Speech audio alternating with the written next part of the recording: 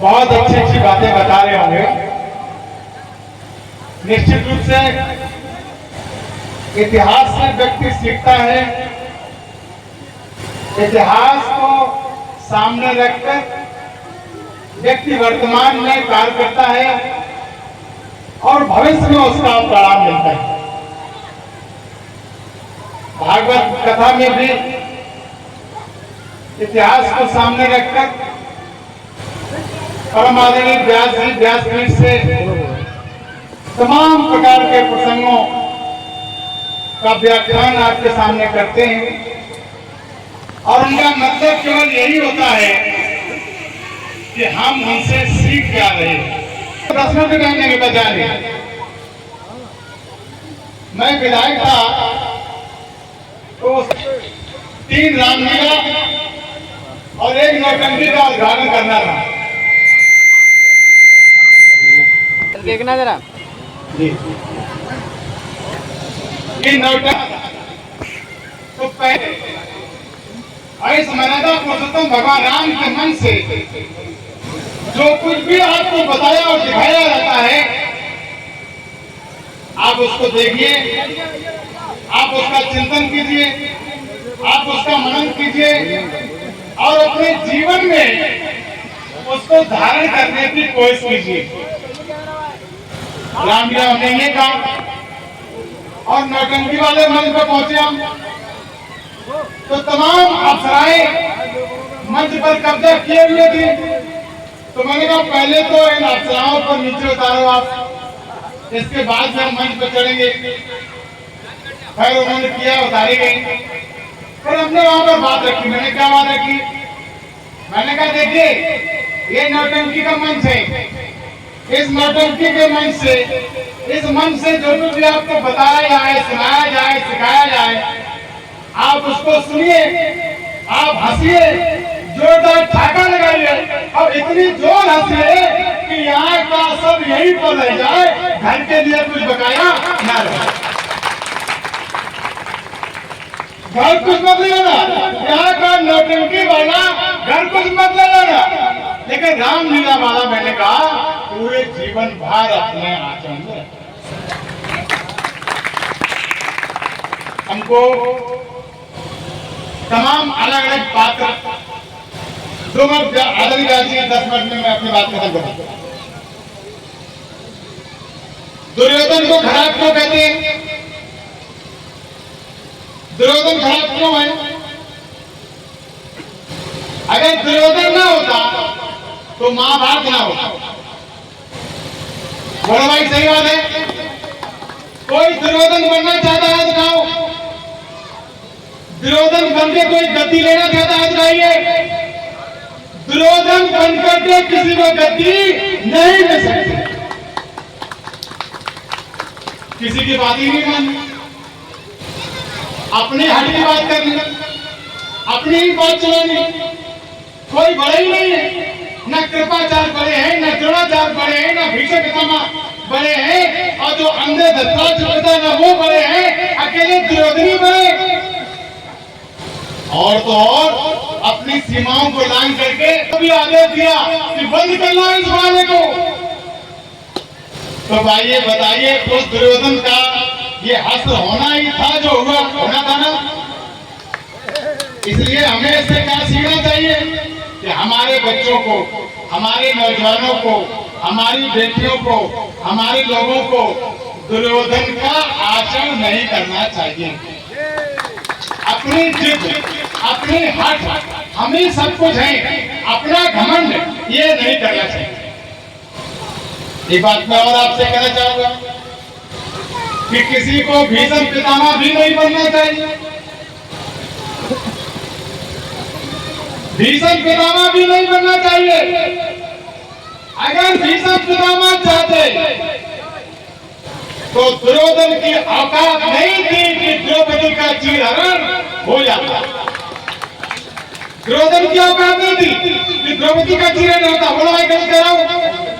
एक बार भीष्म पितामह अगर ललकार करके कह देते ही खबरदार दुर्योधन, अभी तक ये सब बदतमीजी बर्दाश्त करता रहा, लेकिन बहन बेटी का अपमान बर्दाश्त नहीं करूंगा। दुर्योधन के कक्का बैठे थे धतराज, उनकी भी हिम्मत नहीं पड़ती कि ये बदतमीजी करते। इससे हम क्या सीखेंगे? इससे हम क्या सीखेंगे? कि अम्मा बैठी है देखा, उन्हें गलत बात का समर्थन नहीं करना चाहिए, विरोध करना चाहिए। पिता बुजुर्ग बैठे हैं, कोई संतान गलत कर रही है, उसका विरोध करना चाहिए। मैं बता रहा हूं आपको, इंडियन कॉन्स्टिट्यूशन में माता पिता की इच्छा के बिना कोई भी पुत्र और पुत्री उनके जमीन पर, जायदाद पर, मकान पर, बैंक बैलेंस पर कोई भी हिस्सा नहीं ले सकता है बिना उनकी इच्छा के। अरे अपनी ताकत का इस्तेमाल करो, जो आपके पास अधिकार है। कल की बहू आई और सांस को टुकड़ टुकड़ रुलाए नहीं बेचारी, ये नहीं होना चाहिए। हमारे जो भीष्म पितामह जैसे बुजुर्ग हैं, उनको गलत बात का विरोध करना चाहिए। एक बात मैं और बताना चाहता हूं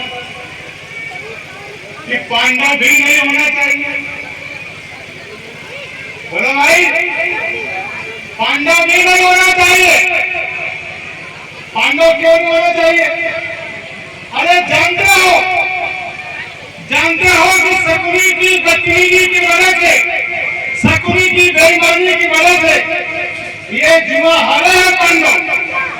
इसके बावजूद भी आपने उसको क्यों स्वीकार किया? आपको उसको स्वीकार नहीं करना चाहिए था।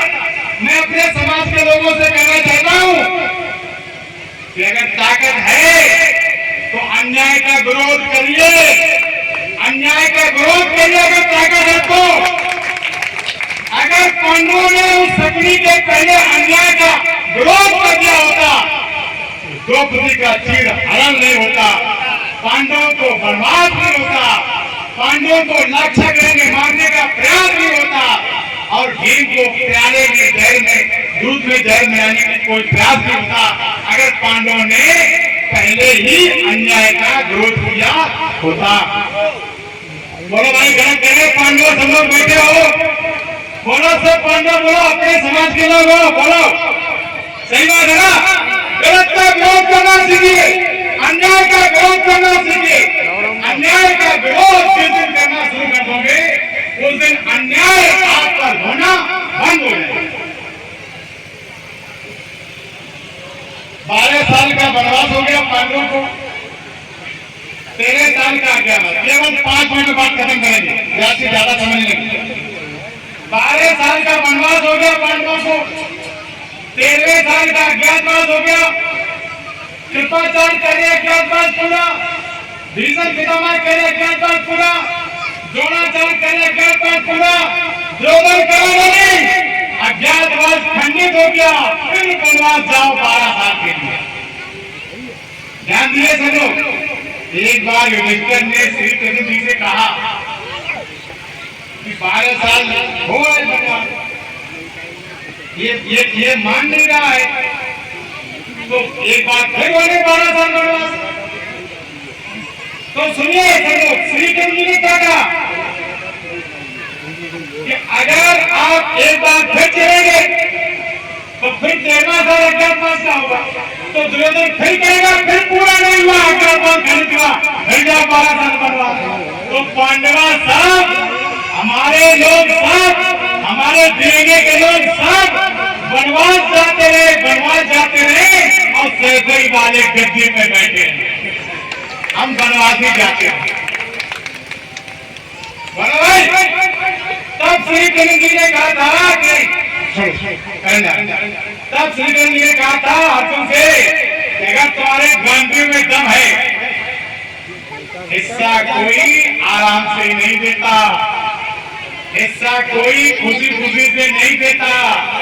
हर भाई कमजोर भाई का हिस्सा ताकतवर भाई मार लेता है, कमजोर बेचारा कह नहीं पाता है, इसलिए कमजोरी अब साफ है। श्री कृष्ण जी ने कहा हम लोग श्री कृष्ण जी को मानते नहीं मानते? बोलो भाई, मानते हो? आप गाँव मानते श्री कृष्ण जी को? तो अगर श्री कृष्ण जी को मानते हो तो श्री कृष्ण जी ही कह गए हैं कि अगर दम हो तो हिस्सा लड़के ले लो, नहीं तो ये तो सरपई वाले तुम सबको कहेंगे तुम बनवास जाओ, बनवास अर्जुन ने गांधी उठाया, एक ने गदा उठाई, युधिष्ठिर ने अपना भाला उठाया, लघुसेनों ने तलवार उठाई, और तब रणभूमि में भांगी, और तब कहीं जाकर के गति मिली। बोलो भाई, बिना लड़ाई लड़ने से कोई गति नहीं मिलेगी। एक बात ध्यान रखो, अशांति होती है तो युद्ध होता है, अशांति होती है, नौजवान ध्यान दीजिए, अशांति होती है तो युद्ध होता है, और युद्ध होता है तो शांति होती है। युद्ध के बाद शांति होती है, युद्ध के पहले अशांति होती है। अशांति की वजह से युद्ध लड़ा जाता है, और युद्ध के बाद शांति होती है। युद्ध लड़ने के लिए तैयार हो जाओ। मैं अपने नाते इंसान कहना चाहता हूँ, युद्ध में अब गांडी नहीं उठाना, युद्ध में अब गदा नहीं उठाना, युद्ध में तलवारें नहीं उठानी, युद्ध में युद्ध कर देना। ये डेमोक्रेसी का युद्ध है, ये प्रजातंत्र का युद्ध है। बंद कमरे में युद्ध कर देना, निकल जाए। बोला भाई, सही है ना? सबने सही मान रहे, कोई लड़ाई नहीं लड़ी। दुश्मन को अपनी औकात, अपने हैसियत का पता बताइए।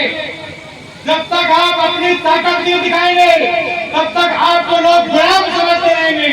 और जिस दिन आप सीना तान करके खड़े हो जाएंगे अपने मान सम्मान के लिए, उस दिन से आपका मान सम्मान अधिकार सब मिलना शुरू हो जाएगा। एक बात ध्यान रखो, हमारे लोग बहुत ताकतवर, बहुत सक्षम है, बहुत सामान्य। आपकी लड़ाई कोई दूसरा नहीं लड़ेगा। इज्जत मिले आपको, लड़ाई है पड़ोसी का है भाई। अगर आपको इज्जत पानी है, आपको अधिकार पाना है, आपको सम्मान पाना है, तो लड़ाई आपको ही लड़नी। अपनी दाढ़ी में आग लगी है, हमको ही बुझानी पड़ेगी, दूसरा कोई हमारी दाढ़ी में लगी हुई आपको नहीं बुझाएगा। इसलिए अपने समाज के लोगों से कहना चाहूंगा, एक बात करके मैं खत्म करता हूँ। एक बार ट्रक आगे चल रहा था, ट्रक एक आगे चल रहा था, बड़ा ट्रक था, कितने चक्का का, बड़े चक्का 10 में लगे थे, और मेरी गाड़ी पीछे फंस गई। रास्ता सकरा था, तो मालूम नौजवानों उस ट्रक के पीछे क्या लिखा हुआ था? माता वालों, ट्रक के पीछे क्या लिखा हुआ था? ध्यान देना, बहुत ध्यान है। ट्रक के पीछे लिखा हुआ था कि दम हो तो पास कर, दम हो तो पास कर, नहीं तो बर्दाश्त कर। यही तो सभी वाले कह रहे हैं, यही तो कह रहे हैं कि दम हो तो कुछ कर लो, और नहीं देगा तो जेलों में। ऐसे मेरे 40 साल की जेल में, 50 साल जेल। इसलिए दम आप में है, दमदारी आ गई है, प्लेटफॉर्म आपके पास है। हमको जागरूक होना है, और हमको अपनी दम अपने लोगों को, विरोधियों को दिखा देनी है, जो हमको बेदम समझते हैं। आज का दिन हमारे लिए बड़े सौभाग्य का दिन है। आज का दिन हमारा सार्थक हो गया, बहुत सौभाग्य का दिन है। मलिक में हमारे लोगों ने हमको यहाँ बुलाया, हमारे नाते रिश्तेदार। आपने कभी ऐसा नहीं करा हम पे, आपने कोई हमको ऐसा नहीं किया, जो हमने आपको दिया वो आपने हमें नहीं दिया। और हमारे बीच हमारी बहनें, बेटियां, भतीजियां, भांजियां, जिजियां ना, और जब राजमान बहुत ही विद्वान व्यासी, उनके सभी सम्मानित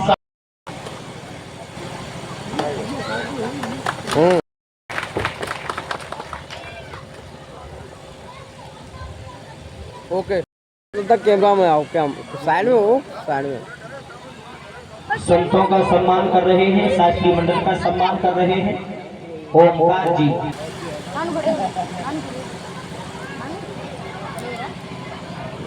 दिया